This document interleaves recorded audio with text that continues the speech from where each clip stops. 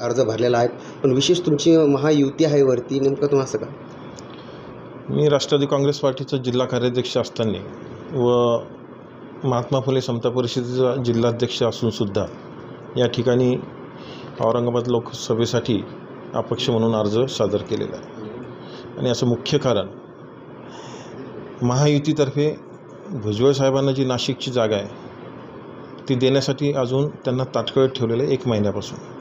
आणि भुजबळ साहेबांसारख्या वरिष्ठ नेत्यांना ज्यांनी की आयुष्यभर तिकीटच वाटलेली लोकांना, स्वतःसाठी त्यांनी कधी डिमांड केलेली नाही तिकिटाची, त्यांच्यासारख्या माणसाला जर 1 महिन्यापासून तुम्ही ताटकळत ठेवणार असाल तर हा आम्ही संपूर्ण ओबीसी समाजाचा अपमान समजतो.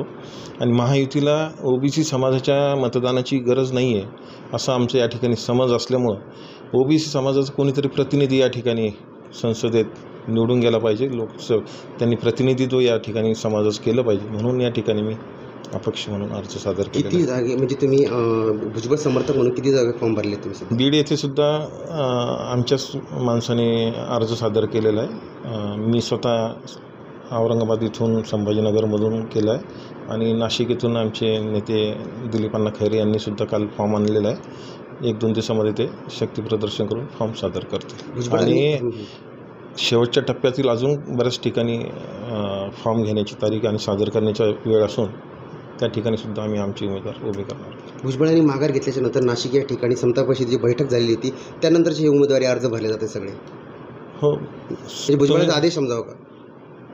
भुजबळांचा आदेश समजा किंवा ओबीसींच्या भावना समजा, शेवटी भुजबळ साहेबांच्या पुढे आम्ही नाही जाऊ शकत कोणताही पदाधिकारी, साहेबांचे आदेशच आम्हाला. भुजबळ साहेब महायुतीत आहे आणि महायुतीचा आहे ना उमेदवार दिलेला आहे भुमरे साहेब, तरी पण तुम्ही उभे राहता काय?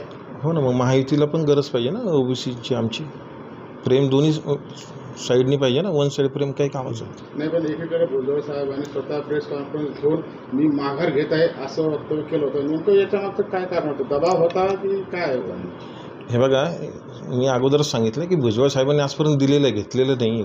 तिकीटं दिलेले आहेत साहेबांनी. आणि भुजबळ साहेबांवर दिल्लीतून आदेश असताना, अमित शहांचा, नरेंद्र मोदी साहेबांचा तुम्हाला निरोप असताना तुम्ही जर साहेबांना ताटकळत ठेवत असाल, मग साहेबांचा स्वभाव नाही येतो की शांत बसायचं. त्यांनी सांगून दिलं मला आता नाही निवडणूक लढवायची, निर्णय आताही महायुतीने घ्यायला पाहिजे.